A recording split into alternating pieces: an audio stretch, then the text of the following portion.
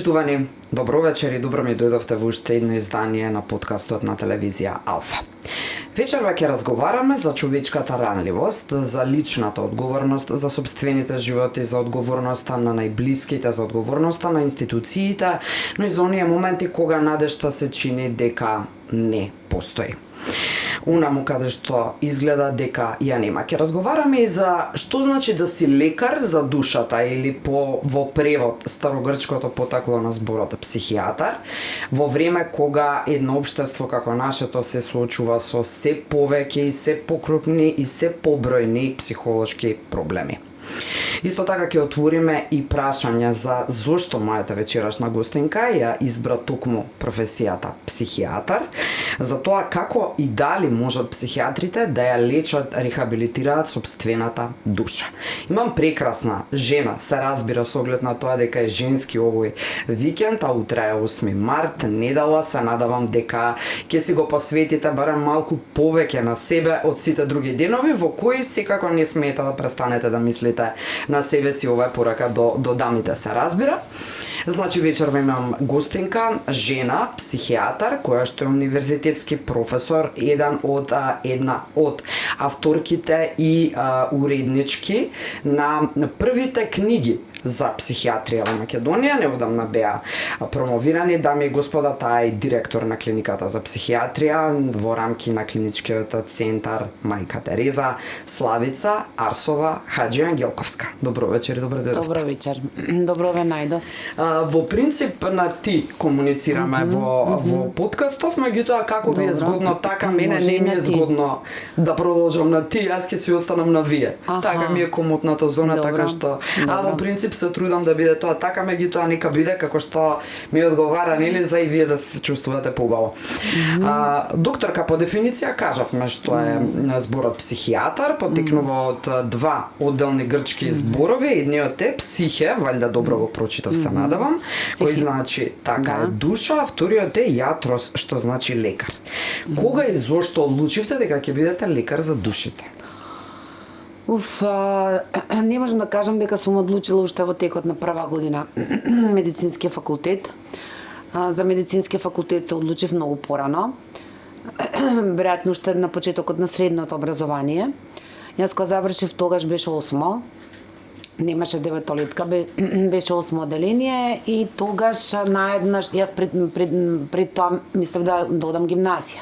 Јас живеев во центар и мојот избор беше регионално, нели, да учам во Јосип Брз Тито гимназијата, сегашна, но ненадејно се смени тогаш, се сменија некои закони и се воведе, прв пат се воведе насочено образование. Добро. Откако се воведе насочено образование и тогаш се сменја и моите планови, заради тоа што ете уште тогаш имав идеја, односно имав желба дека сепак ќе се бавам со некои од биолошките, односно биомедицинските науки. И тогаш почнав прва година средно во Орце Николов гимназијата, заради тоа што таму имаше таков смер. Но за жал таков смер имаше, биохемија се викаше смерот.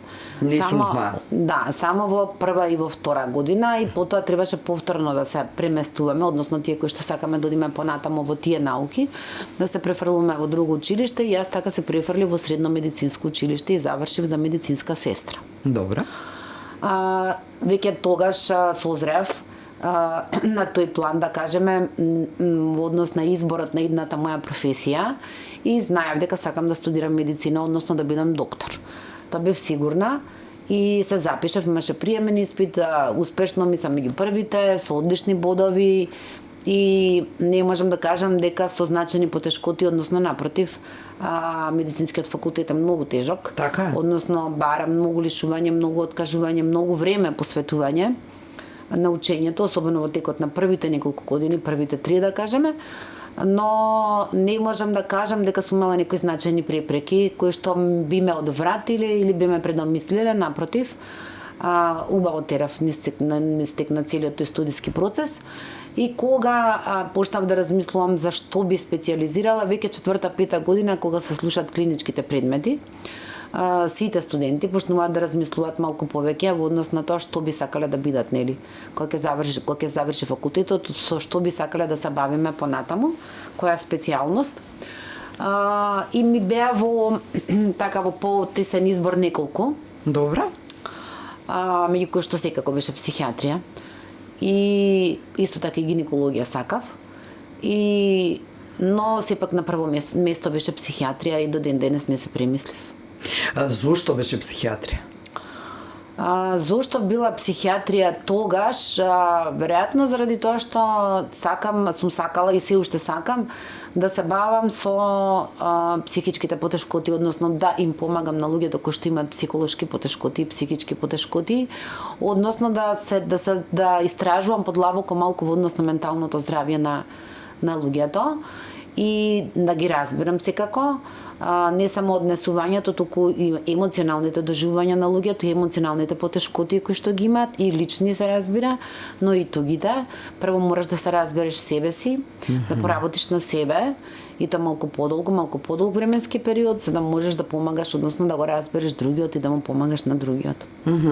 Вистина ли ова сега ми падна на прашање дека учењето и разбирањето на себе си е нешто кое е на ранг на вежбање, кога континуирано вежбаш да си ги следиш одредени емоции, свесно да препознаваш како реагираш на одредени ситуации, дека е нешто што не е лесно, не се случува преку ноќ и дека рано на вежба, исто како кога ќе одлучиш да, не знам, одеш во теретана, да вежбаш или како и да, дека е нешто што со секојдневно повторување и рутина практично и се случува, ако добро се изразува. Не.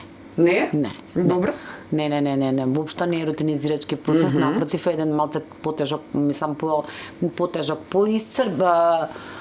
по-захтевен, по-исцрпувачки, да кажем, исцрпувачки, односно тоа е учење, тоа е доучување и тоа го кажа веќе, значи, за да станеш добар психијатар, прво мораш да ги сработиш маките што ги имаш самиот, не зборувам се, значи, дека станува збор за психички болести или психички расстройства, но многу е важно да се поработи на сопствените интрапсихолошки потешкоти и конфликти, да разбереме зошто ние така се однесуваме, зошто нешто нас не лути, зошто нас нешто не радува, зошто нас нешто не изненадува, зошто некогаш сме разочарани, што е тоа што не вознемирува, што е тоа што многу не плаши, што е тоа што го избегнуваме, зошто во некои ситуации реагираме повеќе раздразливо, импулсивно и слично. Сето тоа е еден истражувачки процес кој што трае, исто така трае неколку години и низ кој што те води друг искусен, да кажеме, стручњак, односно искусен психијатар или психотерапевт и буквално е искуствено работење на себе, за да може после да работите на некој друг, односно да работите со друг, односно да работите со пациенти. Воспротивно, нема да препознаете кај нив што се случува и не само што нема да препознаете, можете или да не им помогнете или да им наштетите. Преовладуваат ли процентуално кај нас стручни личности, психијатри кои навистина се разбрале себе си да може да бидат доволно темелни во диагностицирање и давање помош на други пациенти, други клиенти и така натаму, или некако сме површни во таа насока? Како ви е впечатокот? Знам дека на клиника се секогаш најголемите стручни лица, бидејќи тоа просто е институт, тоа е научната гранка, е таму стационирана голем дел и од вашите колеги и од другите гранки работат, предаваат, тие се научници кои секојдневно се посветени практично на науката како таква, ама ме интересира колку сме темелни, колку сте темелни како Фела Еве. Не можам да кажам за сите, генерално, но можам да кажам дека во Македонија постојат добри психијатри кои што навистина добро си ја работат својата работа, не само на клиника. Клиника не е само клиничката работа, туку е научно истражувачка, значи ние сме терцијарна, односно врвот на психијатриската мисла, да кажеме психијатриската наука во државата. Се разбира кај нас нели доаѓаат студенти, односно се едуцираат студенти, специјализанти, субспецијализанти и слично, но исто така и во Македонија, значи и во клиничките болници и во другите здравствени домови или пошироки, поголеми болници работници. Исто така има колеги кои што навистина добро си ја работата и не би можела сега така да кажам нека општа оценка која што би ги оценила во целина. Нам колеги кои што навистина добро работат и се добри психијатри. Споменавте дека љубовта кон психијатријата и до последен момент и до сега и за секогаш е таа и останува иста. Има ли моменти кога некако не сте се покајале, меѓутоа сте си рекле, а можев јас и можеби треба на дневно ниво на мојава работа да се оттргнам малку и да бидам малку поинаку, да си ја трошам целата енергија, едноставно да се повлечете од работата со луѓето која е исклучително исцрпувачка. Дали сум се покајала во однос на изборот? Не сум се покајала никогаш. Сакам да сум психијатар и сум сакала и не сум се премислила апсолутно. Иако јас сум и добар доктор пред се, значи има и некои други медицински гранки со кои што сигурно добро би се бавила и би ги сакала и би била добра, но не сум се покајала. Дали некогаш сум имала чувство дека сум претрупана, да кажем, односно дека сум можеби на ивица на прегореност, да. Да, заради тоа што психијатријата е исцрпувачка, се работи со туѓата мака, односно со човечката мака. Нашата работа е тоа, значи ние не оперираме, туку ние слушаме и треба да ја проголтаме целата туѓа болка и мака. Па се видите ако во текот на еден ден, кај што имаме наречеме амбулантски ден, закажани пациенти 12, над најмалку 12 луѓе вие треба да ја проголтате нивната мака, да ја контейнирате, како што би се рекло, да тоа го издржите и да се обидете најдобро што знаете и умеете да им помогнете. Нема магично нешто, не постои во психијатрија магичен лек, не постои ни магична постапка, било каква психотераписка и слично, која што наеднаш во еден момент и тогаш веднаш ќе ви ги разреши сите оние психички потешкоти за кои што сте побарале помош. Некогаш се случува во акутни реакции на стрес, каде што обично траат некои психички потешкоти 2 до 3 дена после силен травматски настан и во тие неколку дена кризно да интервенирате, да кажам, и да толку се заврши сето тоа и таа личност, тој човек нема никакви психички потешкоти. Но најчесто трае подолго време, се прави тераписки договор и добро е тој тераписки договор да се почитува, значи колку често ќе се гледаме, колку ќе трае сето тоа од прилика за да постигнеме она што сакаме да го постигнеме. Тие резултати. Рековте и самата дека треба да се проголтаат, например, нели бројка од 12 да речеме пациенти, тоа за сериозно енергетско исцрпување за вас, сериозно вложување и на крајот на денот сериозно и оптеретување. Колку успевате тоа да го оттргнете од влијание врз вас, колку успевате да го рехабилитирате на дневно ниво вашиот ум, вашата душа? Постојат ли начини? Какви се? Што правите? Постојат се, разбира, начини, различни се. Значи, прво различни за секој индивидуа. У нас стално што се зборува, не сакам повторно да го зборувам, значи здрав стил на живење, иако е така. Во однос на исхрана, ноќен одмор, дневен одмор и слично, дека не можете вие целосно да се одлепите од тоа што, например, што сте го слушнале или целосно да се одлепите од... Не сте робот, така. Не може да се одлепите целосно, особено доколку станува збор за некои луѓе кои што имаат значајни или некогаш ургентни психички потешкоти, кои што неминовно е да ги носите во умот, сакам да речам дома, односно да размислувате што би можело или што не би можело, доколку постојат некакви ризици посериозни, што би требало да се направи, а што може да се прави. Па се разбира сите оние други работи кои што ги прават и другите луѓе.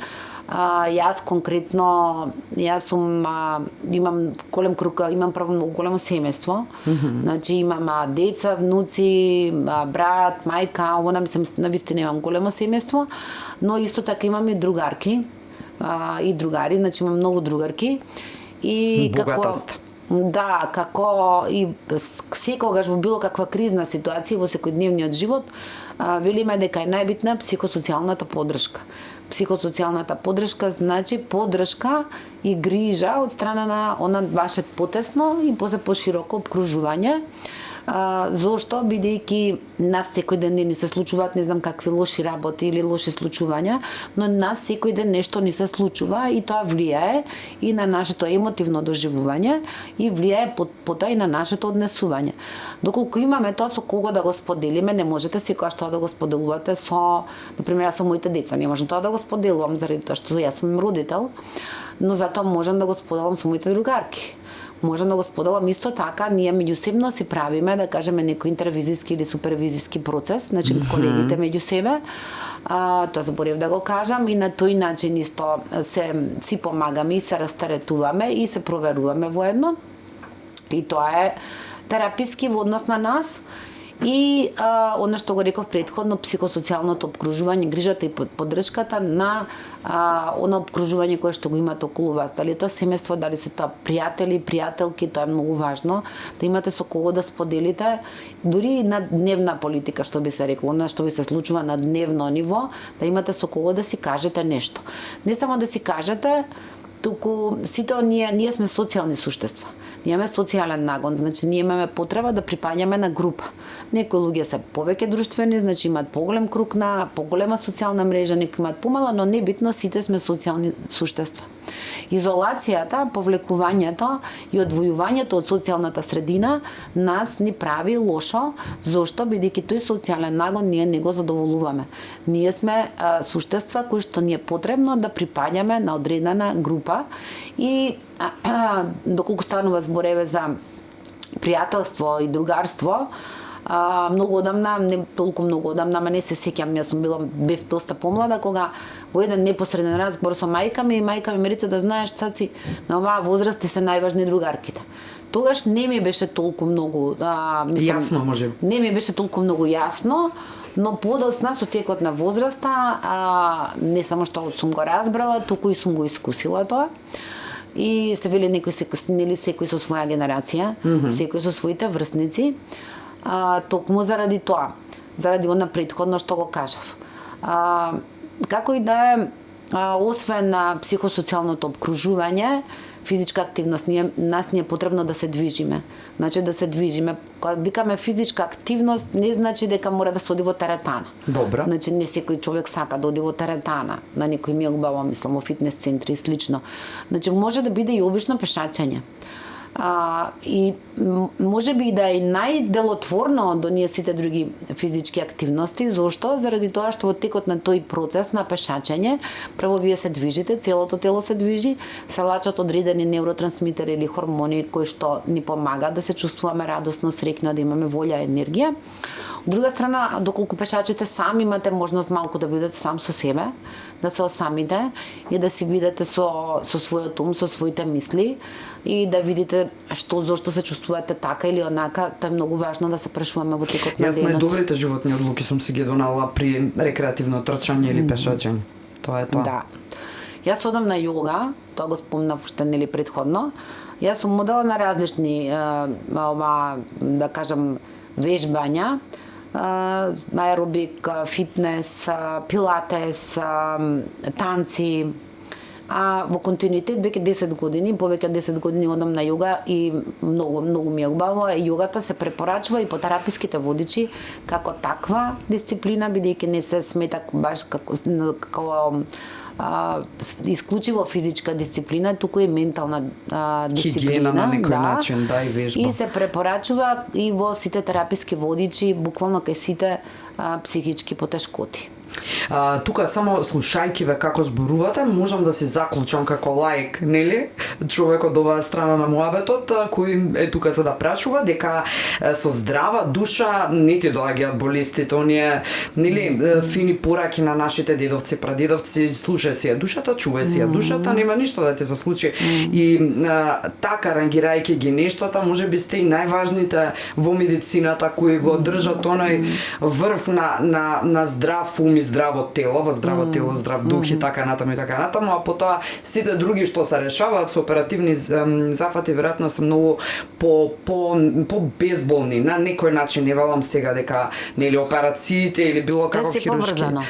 Знаете како се е тоа поврзано. Не може да кажеме дека кога си ментално здрав и спомнет. Да, не можеме да ги одвоиме медицински гранки ама по никако. Еве сега зборувате за хируршка интервенција, значи вие доколку треба да правите хируршка интервенција некоја, па дури таа да е не знам, некоја си по банална, која што познато е дека еве нема некој голем ризик и слично, доколку ви закажат на пример еве за 15 дена, вие во текот на 15 дена барем ќе бидете благо анксиозни. Односно ќе бидете благо вознемирени и со благо чувство на страф и нелагодност. Зошто? Заради тоа што сепак одите, влегувате во некоја интервенција, не ви е познато тоа и очекувано е да имате некакво си чувство на страф, токму заради тоа што влегувате во нешто што не знаете што ве чека. Не зборувам за смрт или за такви последици, но едноставно е непознато. Легнуваш под нож, што би се рекло. Ете така.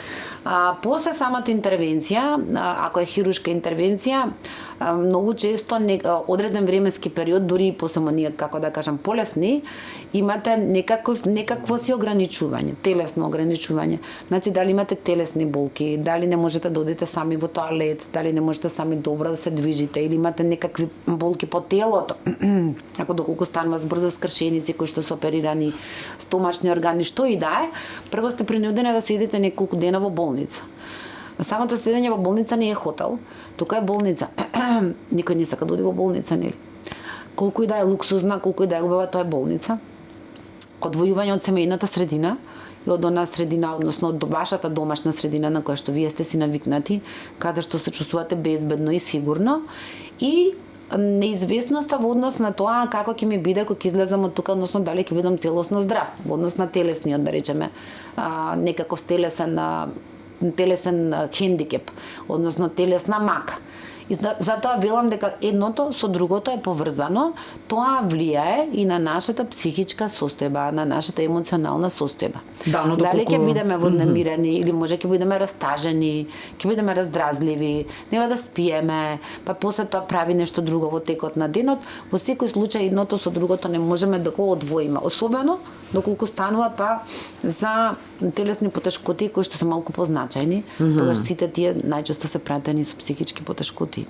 Така е, ми беше прашањето во насока на тоа дека има разноразни истражувања, меѓу кои на првото кое ми текнува е на доктор Џо Диспенца, кој што самиот лично успева да се рехабилитира после тешка повреда на кичмата само со здрава психа, со методи на ментална хигиена и стабилизирање, силна психичка стабилност. Тоа ми беше прашањето, можеби се изгуби во поставувањето. Сакам да кажам дека кога имате цврста психичка. Тоа е точно, многу е важно да многу е важна буквално ова што го зборувате вие, односно менталното здравје во целост. И доколку нешто не се случи, некаков било каков некој травматски настан, и ваков, како ќе се изборите со тоа? Значи, вие не може да го поништите, арнама може да го надминете. Дали ќе го надминете со потешкоти, дали воопшто нема да го надминете, или ќе го надминете полесно, буквално зависи од вашите претходни индивидуални снаги на психолошки план кои што сте ги имали. Тука доаѓаме полека до онаа сега за жал немили настани кои се случи овие денови, ќе дискутираме и за нив во смисла на личната одговорност за сопствените животи, но при тоа само уште неколку прашања да се задржам на вас. Се случило ли толку многу лично да доживеете нечија судбина или емотивна состојба во дадената ситуација да си отидете дома и си речете не направив доволно за оваа личност, требаше можеби малку повеќе да се потрудам или можеби оваа техника, оваа метода, мислам дека недоволно му помогнав денеска. Не знам. Па видете, тоа често се случува. Тоа апсолутно често се случува. Одлика на професионализам? Па одлика, да, на професионализам и на одговорност. На одговорност како професионалец, како психијатар. Не може, некритично би било доколку не зборуваме за сите, не зборувам за сите, да тоа би било тогаш несигурност, доколку вие за сите пациенти или клиенти си мислите и да не беше вака или да не требаше вака или онака. Но има такви, тоа да кажеме, континуитет, кој што неминовно е да мислите дали вие добро правите или дали треба нешто друго да се направи или кој ризик си го носите кога ќе си отидете дома.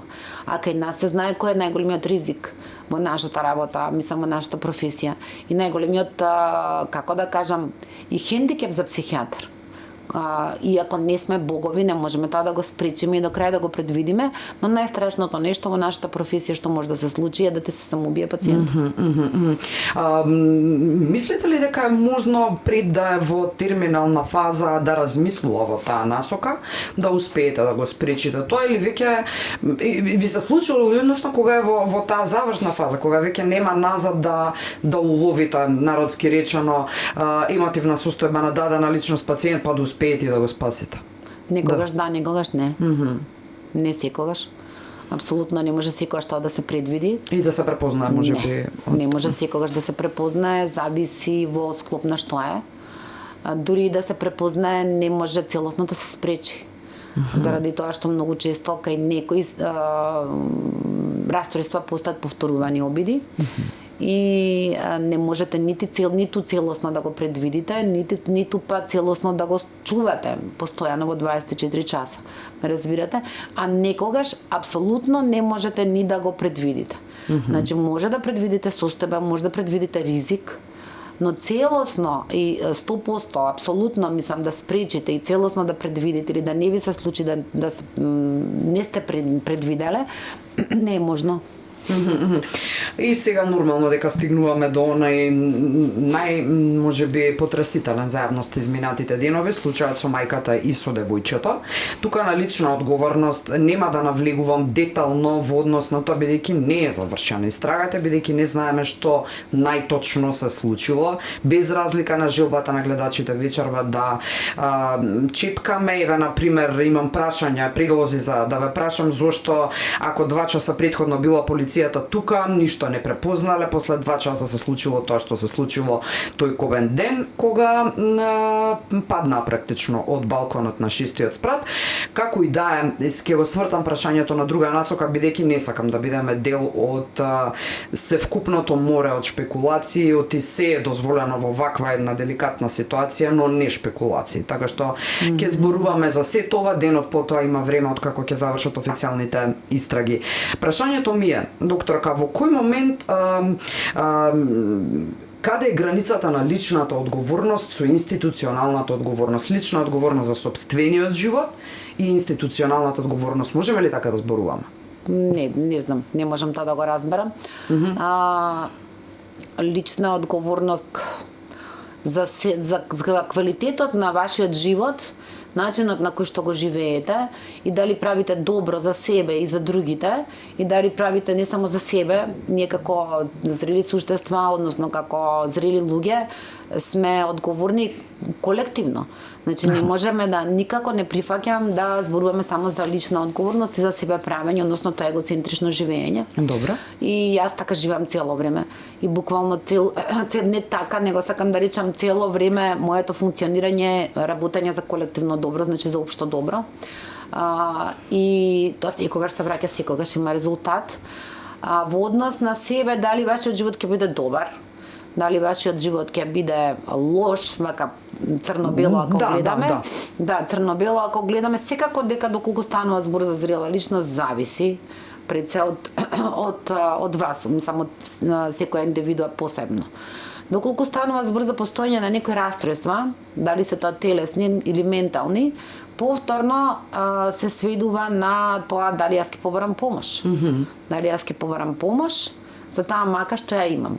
Односно, знаете, вие не зборуваме се само за луѓе кои што имаат ментални нарушувања, еве зборуваме за луѓе кои што за жал имале малигни нарушувања, на пример.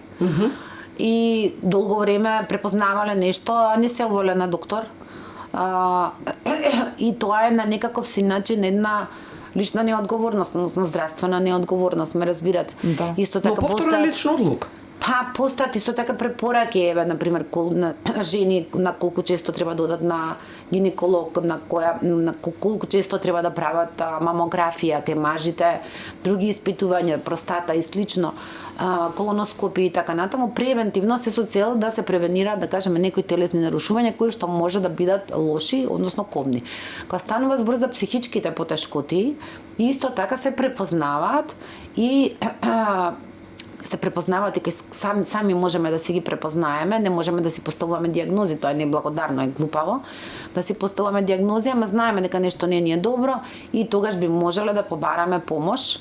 Значи не е срамота да се побара помош, може да се побара помош и од најблиските, како прво, па тие после може да ти помогнат да те однесат на кај стручно лице, на психијатар, психолог, како и да е, доколку вие сами не се наоѓате подготвена да побарате стручна помош, мислам на психијатриско-психолошка. Така. Останува збор за случаев, јас навистина не сакав да зборувам за тоа, заради тоа што е и мене длабоко ме вознемирува. Значи ние покрај тоа што сме психијатри не сме имуни на туѓата мака и на такви катастрофични травматски настани како што е ова или како што беше Кочани. И Кочани исто така силно не вознемири. Така. Многу раздразливи сме после така. Да, исто така и овој настан. Видете, постои тоа, доколку станува збор за такво нешто, ние апсолутно прво не знаеме, заради тоа што не е завршена целосно истрагата, да ни кажат што точно се случило, ние само може да предпоставуваме. Но вие ме прашувате дали дошла еве тогаш полицијата, ово на тоа што сигурно се знае дека жената, односно мајката, била трпела насилство тоа се фактички. Тоа се трпела не само она, туку и детето, односно детето растело и се развивало во едно насилничко семејство. Тоа веќе го знаеме. Кај што се случило, дали многу често тие кои што трпат 90% од тие што трпат семејно насилство или партнерско, значи ова статистика не е само кај нас, ова е светска, се жени, потоа се деца и потоа се стари, немокни лица и лица кои што имаат потреба од туѓа нега и помош. Останатите 10% се мажи. Значи најголемиот дел се жени и мислам тоа е така. И не сме ние исклучок. Значи не е дека насилство партнерско и семејно, доколку има и деца, не се случува и во најразвиените земји. Напротив, бројките зборуваат. Ова е добро да се знае. Бројките се буквално застрашувачки, да кажеме, од една Британија. Така да не е дека се случува само во Македонија, заради тоа што ние сме на тоа ниво на развој слично, туку се случува буквално во европските земји, ќе ви кажам бројки кои што се Шпанија, кои што се Франција, кои што се Германија, Италија, Британија, и тие бројки беа особено видливи во време на ковид, кога насилството, ваквото насилство беше со значаен пораст до 50% во некои земји, тоа буквално овие богати, да кажеме, развиени земји, од 30 до 50%. И тогаш нас не поттикна да видиме што се случува и кај нас, истото се случуваше и кај нас, од пријави, да кажеме, односно од повици жени кои што се јавувале и барале помош, но потоа повлекувале пријавата, значи беше за 50% зголемен бројот во однос на минатото. И зошто е тоа така, се ќе ви кажам зошто.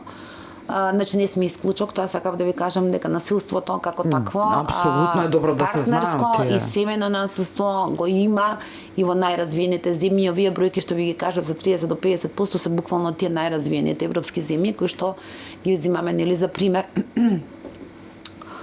Затоа што тој кој што е насилник, доколку тоа се лица, најчесто се лица, тие кои што се со насилно однесување кон партнерка, кон деца, кон постари лица, значи родители, баба, дедо, или кон немокно лице, или кон животни, многу често. Тоа се лица кои што велиме се со неадекватна структура на личност. Порано ги викавме психопати по старата класификација, но сега по 10-та и 11-та се викаат лица кои што се со неадекватна структура на личност, односно луѓе кои што ќе наведам само неколку карактеристики, значи не почитуваат социјални норми, не постојат социјални ограничувања, не почитуваат што е добро, што е лошо, односно што е дозволено, што е не е дозволено, што е морално, што не е морално, и потоа нормално не почитуваат и што е законски дозволено и што е законски забрането. И многу често се лица кои што се на краток фит, или што би се рекло, односно кои што многу... еден вид психолошки профил на семејните насилници. Да.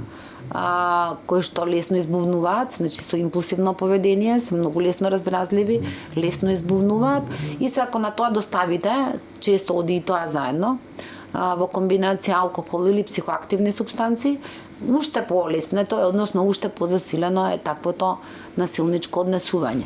И ова се сакам да ви го свртам зашто се случува во време на кризи, како што беше ковидот, заради тоа што тие луѓе многу помалку трпат фрустрации отколку останатите. Значи они се луѓе кои што сакат сега одма и овде и да.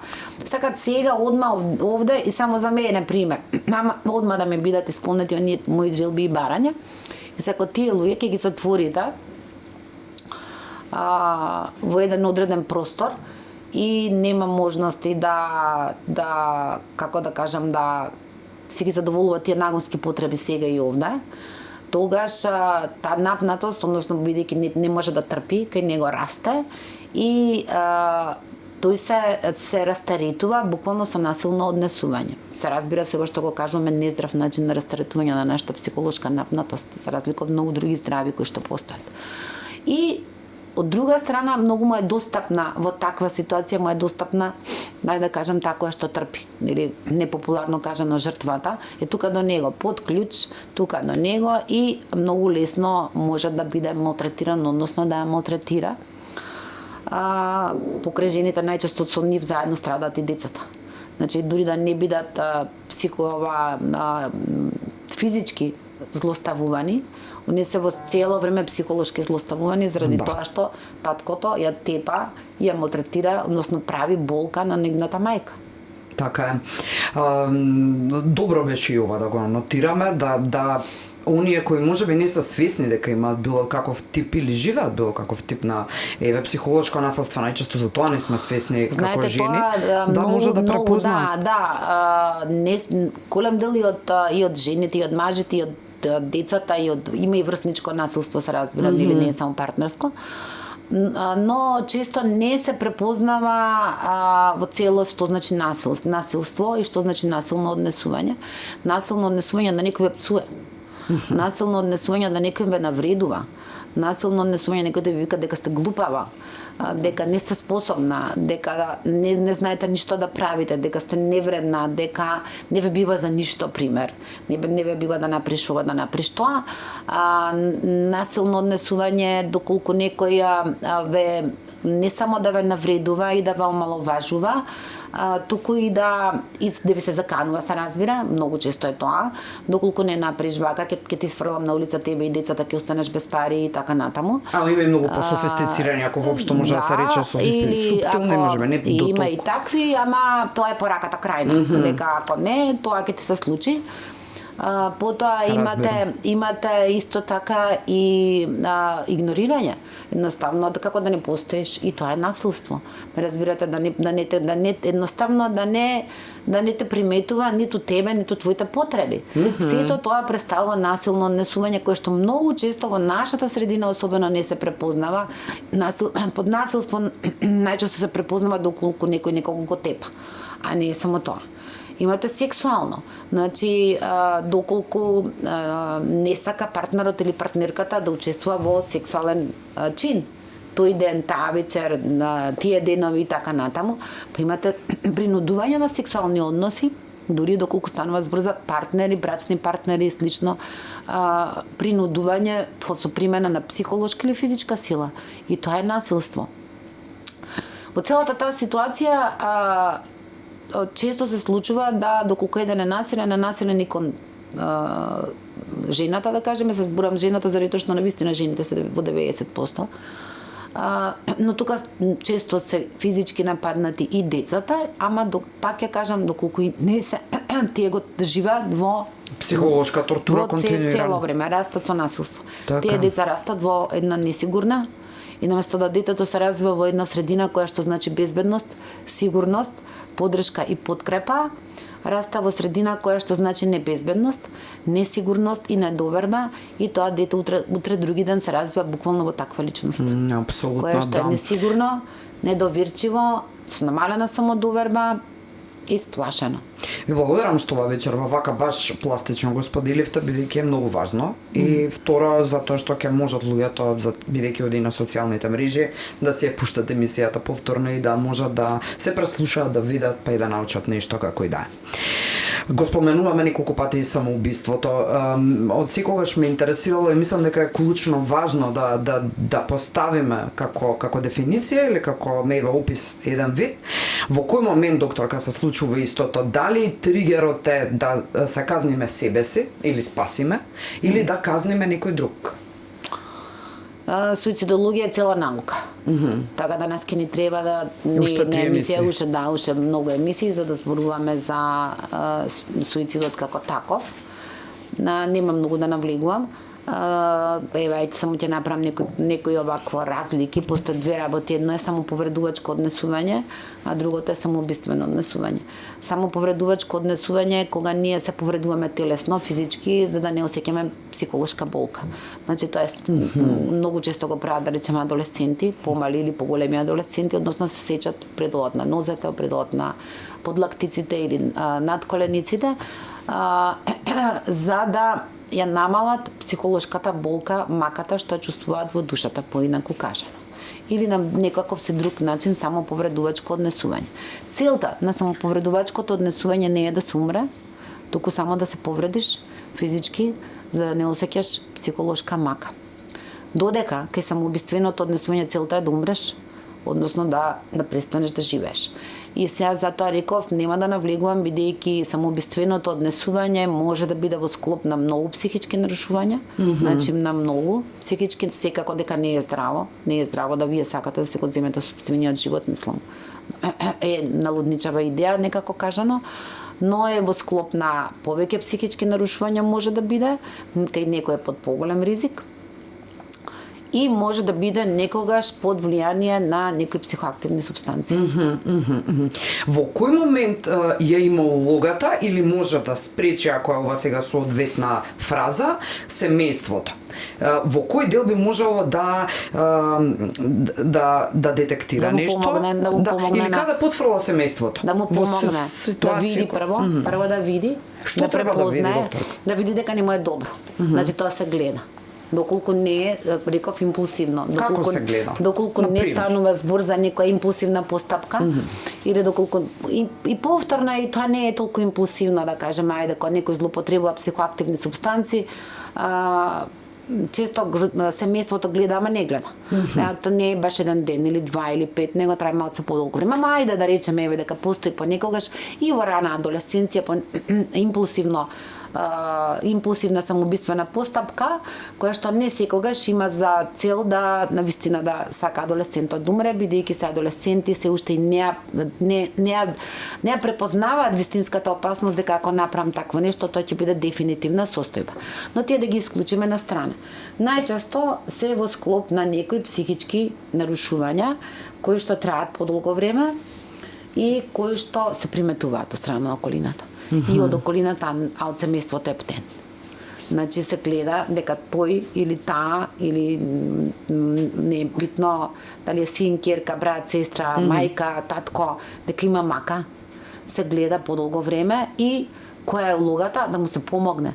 Да му се помогне прво да се поразговара, да се побара поддршка, нели, она што го реков на почеток, психосоцијална поддршка, и да му се овозможи на тој или таа, на таа личност, да речеме, да добие соодветна стручна помош, односно психијатриска, психолошка помош, доколку станува збор па за постојање на самоубиствен ризик, тоа е сериозно, веќе длабоко нарушување. Може ли да кажете кои се знаците што треба семејството? Еве, ако постои самоубиствен ризик, кои се знаците што семејството би морало да ги забележи?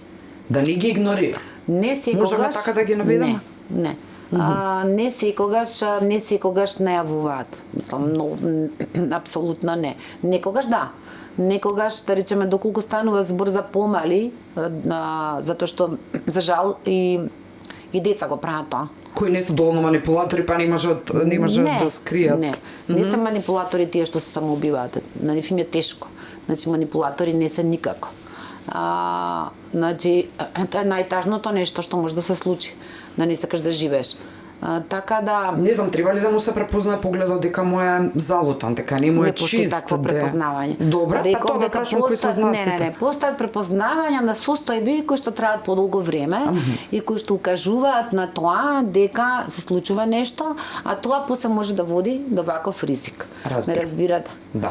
Иако пак ја кажам дека дури и да се направи се, ама сепак доколку не се прави ризикот многу поголем, доколку ништо не се прави, доколку семејството не прави ништо или мисли дека тоа така пролазно нешто и ќе помине и не знам и така натаму, тогаш ризикот е огромен.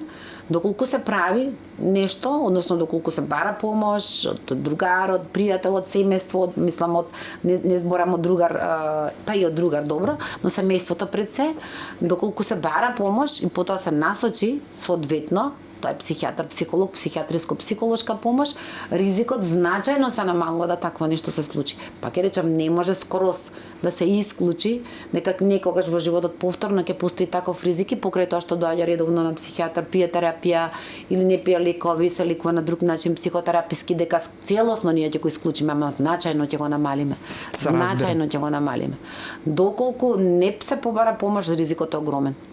А секогаш постојат знаци претходно, секогаш постојат. Дали постои долготрајна несоница, дали постои повлекување, дали постои неискранување, социјално повлекување, не сака да се дружи, не сака да оди на работа, неодржување на лична хигиена, избегнување на секојдневните, како да кажам, рутинизирачки претходни обврски да му се значајно тешки, да и се значајно тешки, пат на телесна тежина или обратно, најчесто е со пат на телесна тежина, губиток на чувството на радост, тоа се гледа и на лице. Губиток на чувство на радост, на постојана преплавеност со тага и со тажни мисли, да кажеме. Односно тажно гледање на се околу нас. Знаете, нас не се случуваат и тажни и весели работи, ама тоа е поинаку. Значи се околу себе перцепирате буквално со тага. Или страв. Другото е кај други едни психички состојби каде што па доминира стравот. Значи доминира страв, ама он е страв кој што не е страв кој што е корисен за и кој што го имаме сите, значи страв од опасни работи, туку е еден страв кој што не е реален, ама кој што носи и кој што страв исто така може да не однесе во вакво нешто. Да, ви благодарам и за овие баш вака таксативно набројани, кои можат некому вечерва да му спасат можеби живот, колку и да звучи ова вака како што звучи. Имам уште една немила случка, исто така деновиве вчера практично ги преплави медиумите, ги го нагласувам, ги преплави медиумите, зашто тука ми е некако и насочено прашањето. 55 годишен маж се обидува да убие сопругата пред очите на децата, за среќа не успева. Има и втор обид каде децата интервенираат да не успее, па тука и полицијата веќе го апси, за цела среќа нема трагедија, иако психолошкава тортура и ова травматска состојба веројатно што долго ќе треба да се рехабилитира. Ме интересира, докторка, колку случајно, ама не е случајно, се поклопуваат или се блиску еден до друг овие вакви настани присутни во медиумите? Дали јавноста и јавното давање на силно внимание може би поттикнува? Може. Може да поттикнува и тоа Каде е ние многу опасно. како медиум? Многу е опасно заради тоа што и јас заради тоа и на почетокот не сакав апсолутно да зборувам на оваа тема на мој претходниот трагичен настан, заради тоа што не треба да се прави сензационализам. Од една страна заради тоа што тоа е трагичен настан, пред се за тие кои што починале, второ за нивните блиски, семејството. Од една страна, од друга страна да не се поттикнува некој, затоа што делува поттикнувачки кај некој кој што можеби има такви намери, не дај Боже.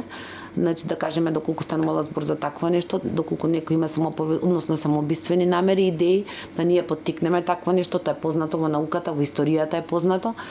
Или да поттикнеме насилно поведение како ова што го велите вие кај некој друг насилник, како што и се случило. Се охрабрува да... Заради тоа што тоа е како лавина, ме разбирате? Како не заразно, ама малта не така на тој начин делува. Затоа што колку и нас не делува ирационално, кај луѓе кои што се ирационални во нивното однесување, насилното однесување не е разумно и не е рационално, се разбира, не можете да барате вие разумни мотиви. Значи едноставно него го поттикнува. Овој направил така, ќе направам и ја. Зборам се за тој насилникот. Или, она другото, што исто така страшно, поттикнување повторно на слично самоубиствено поведение. Времето не е толку колку што ние се обидуваме да фатиме многу повеќе аспекти, иако за мене лично сметам дека ова е исклучително продуктивна емисија вечерва и по кој знае кој пат ви се заблагодарувам, иако знам дека имате купишто обврски на дневно ниво. Овој делов со адолесцентите и оние периоди од развојот во животот, каде што сме можеби неподготвени, а правиме порочни работи, не верувајќи дека ќе станеме зависни, така, например, што им порачувате на оние луѓе кои ќе си речат кокаин еде, еднаш пробувам, ништо нема да биде, не се станува зависен од кокаин? Се станува. Како не се станува? Од сите психоактивни супстанции или дроги, од сите се станува зависен. Од цигарите се станува зависен, од алкохолот се станува зависен. Значи, прво, ако е станува збор за деца, значи за адолесценти се знае, мислам дека тоа строго забрането и злоупотреба и на алкохол и на психоактивни супстанции, за жал тоа или не е секогаш така. Што може да се направи? Прво едукацијата. Значи, најчесто децата се неинформирани, појма немаат, не знаат ни како делува тоа, ни како влијае ни кокаин, ни екстази, ни амфетамини, ни разноразни такви, нити алкохолот. И заради тоа им се случуваат, да кажеме, такви немили ситуации кај нешто може да се интоксицираат, дали со алкохол, дали со некоја психоактивна супстанца, заради тоа што најчесто се неедуцирани, неинформирани, не знаат како влијае, што може да се случи. Значи, сите прават зависност. Сите, буквално сите. Освен тоа, зависност се разбира дека и храна, зависност и коцкање, има многу аспекти на зависничкото однесување. А ова што го спомнавте, да, сите тие и кокаинот, и екстазито, амфетамините, и марихуаната, алкохолот, сите се супстанции кои што создаваат зависност. Постојат ли правила на комуникација родител и дете, тинејџер, вака како што ги набројавте оние знаци што би требало на патот да ги види семејството, да речеме, кога станува збор за една самоубиствена намера или таква состојба на умот и на душата? Постојат ли правила кои родителите треба да ги применуваат принципилно кога станува збор за дете тинејџер? Некои строги правила баш да зацртани, значи не можам да кажам, заради тоа што не е тоа војска, па наете сега да кажеме такво нешто, но постојат некои основни работи кои што би требало да се почитуваат. Тоа е да има граници помеѓу родителската улога и односно да се знае кој е родител, кој е дете. Многу често се греши каде што тоа се меша и на детето му се прави една конфузија, каде што родителите сакаат да бидат другарчиња со децата, не им се другарчиња, децата си имаат другарчиња. Родителот е тој кој што треба да го разбере детето, да се грижи за него, да му помага, да не го осудува, да не го критикува, бидејќи критиката е најлошо нешто за детската психа, за детската самодоверба и градење како личност, но и да ги поставува границите и на тој начин му прави на детето чувство на сигурност и на безбедност. Знаете, влегување во на јас сум со ќерка или со син ми другарка, апсолутно погрешно, заради тоа што на тој начин бие на детето му праќате порака дека тебе сум ти другар, не сум ти татко или мајка и не можам да те заштитам во оној момент кога ќе треба. Значи, вие треба да имате емпатичен однос со своите деца, да ги гледате, да знаете што им се случува, значи не да ги испрашувате и постојано да ги контролирате, пошто ќе ви се затворат или ќе се бунат, и нормално е да се бунат, адолесцент треба да се буни, да пркоси, да се бори за своето место под сонцето, или ќе се затвори целосно и ќе лаже и ќе крие и ништо треба да знаат. Значи, потребно е да се разговара и да се прашува, но не да се притиска и да се контролира и да биде тоа, како да кажам, силувачко испрашување од страна на родителите, кај беше, што беше и така натаму, затоа што делува малку како и тоа како напад. Треба да се разговара, треба да се наблюдува, многу е важно да се наблюдува, вие да го наблюдувате детето и да знаете кај оди, што и што прави. Едноставно и да знаете како се чувствува. Многу често родителите не ги прашуваат децата како се чувствуваат и во основно училиште и во средно ги прашуваат само како ти беше у школа, дали ти спраша, дали не ти спраша, што доби, како доби, дали бегаш од часови и така натаму. А не го прашуваат дали како се чувствуваш, дали си радосен, дали си тажен, дали некои мисли те мачат. А адолесценција е период кога емоциите ги преплавуваат децата. Значи, кој многу често емоцијата може да го замати разумот, тогаш им е збрка од емоции. Имаат и заљубување, имаат и несигурност, имаат и страф, многу често се чувствуваат отфрлени, недоволно прифатени од друштвото, Најважно им е да се прифатени, да се од друштвото, да не се отфрлени, несигурни. Значи, буквално бура од емоции имаат во тој период, а многу често родителите не прашуваат баш за тоа што треба. Се прослушувам себе си сега, вака фала ви на оваа брифинг, брейнсторминг варијанта, Да. чисто, ама да, апсолутно е така и колку помалку тоа го правиме, пак е одговорноста наша и тоа е факт.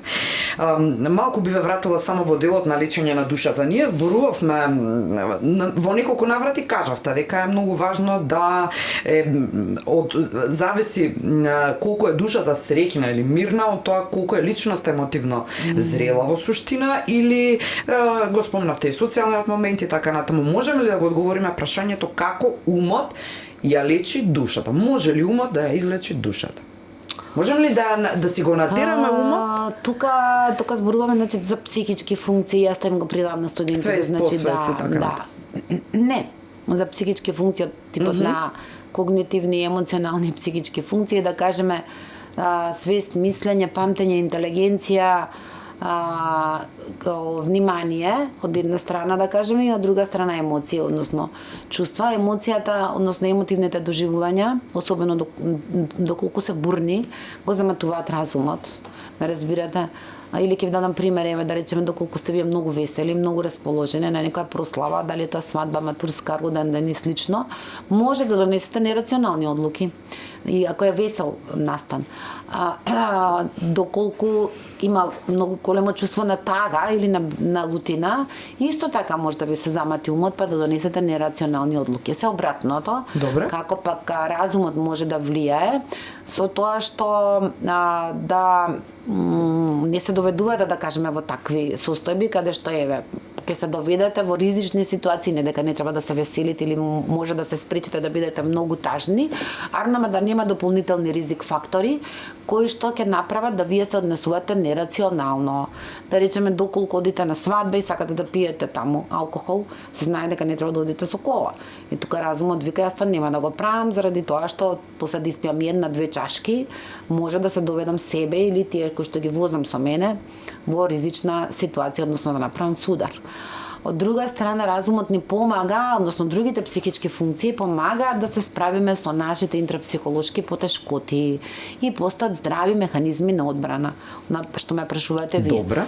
Здрави механизми на одбрана, ќе набрам само неколку, тоа е едното рационализација, значи разумно обработување на некоја си и немила ситуација, да ја вие да разумно ја изработите, да кажете, добро, така е, ова ќе го направам, тоа ќе го направам и тераме понатаму, оно што реков, ние тие немили настани, помали или поголеми, не може да ги избришеме, да не постојат. Ама можеме да ги надминеме. Прифатиме дека се случили и да одиме понатаму. Втор е сублимација, односно користење на уметност или на учење. Добро. Оние кои не мора да сте уметник за да користите уметност. Арт-терапија на некој начин. Не мислам на тоа. Значи, оние што се уметници имаат природна дарба, они низ творење, значи низ нивното творење, на некој начин си помагаат, прво прават добро за општеството, значи особено оние кои што се добри уметници, ќе напише добра книга, ќе на цртеж, песна, поезија, слично, и композиција, и ќе направи добро дело за целото општество, односно за целиот свет, а од друга страна си помага и на себе.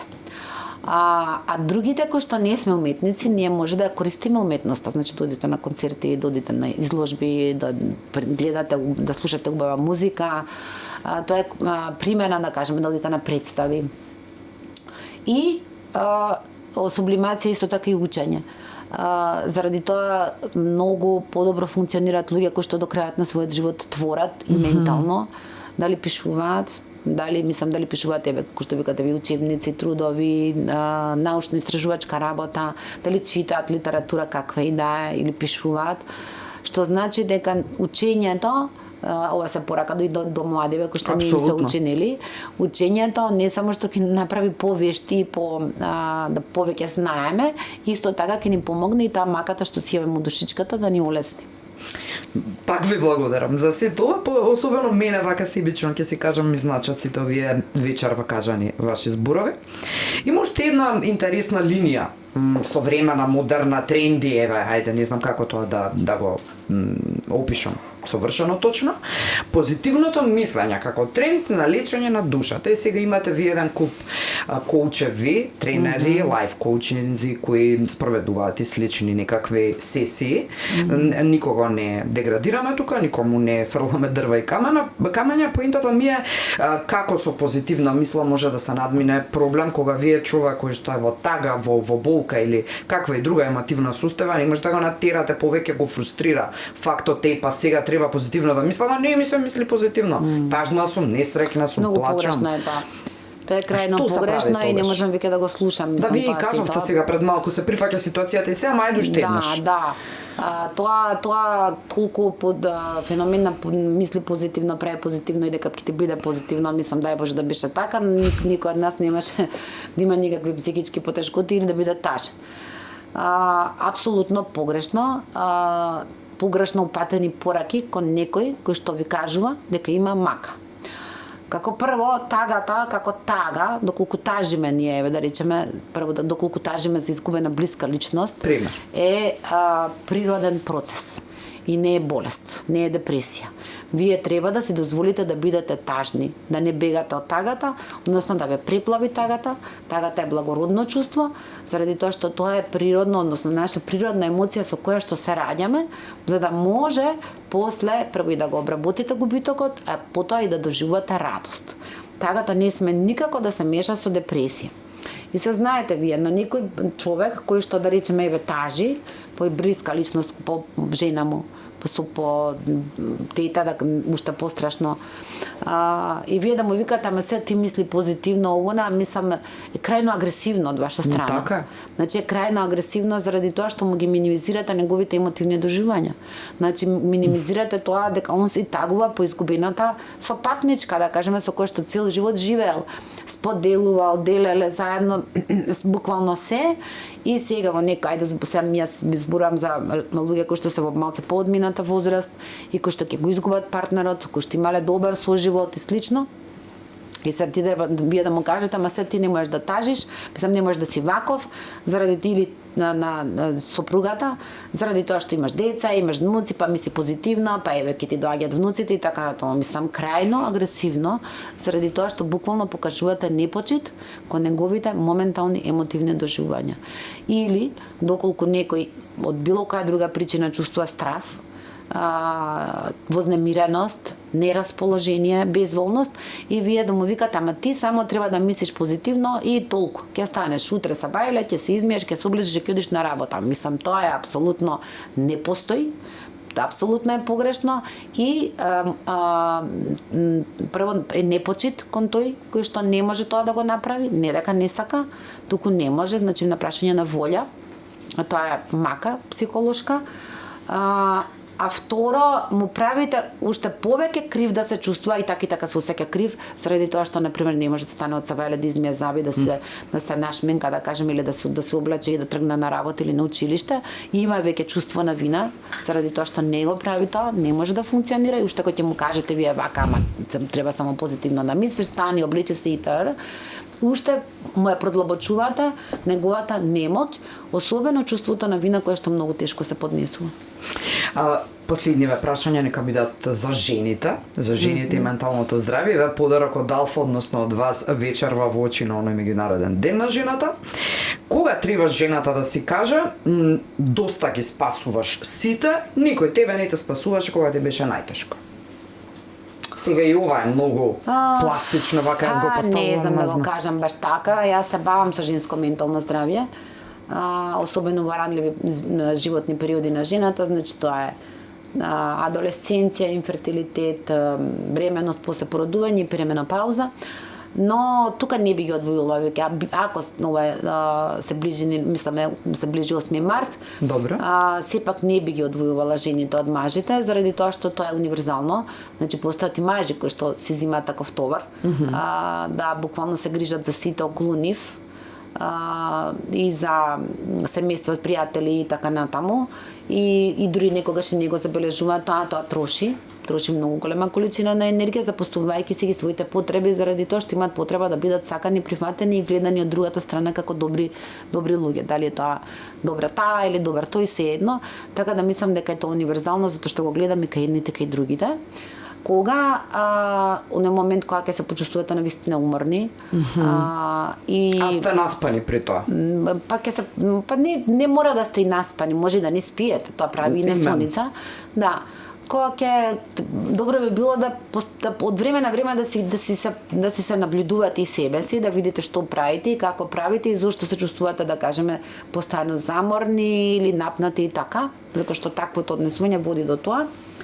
И тогаш да си направите некои промени кои што навистина може да се направат. Не е она мисли позитивно, тоа не, тоа е мислам, да не речам глупост, но може да се направат промени во однесувањето кога буквално ќе се заштитите себе си. Да знаете да кажеме не, например? Да знаете и да кажете не, значи не секогаш треба да се вика да, мислам тоа апсолутно.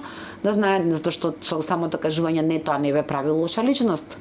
Значи не е дека секогаш вас ви се излегува или секогаш нешто ви се прави или не знам нешто ви се оди некаде. Значи едноставно има денови кога еве на пример не ви се оди некаде, ви се седи дома. Пример, или не ви се прави ништо. Едноставно буквално не ви тоа е добро. Да ништо не приша да добро се осеќаш.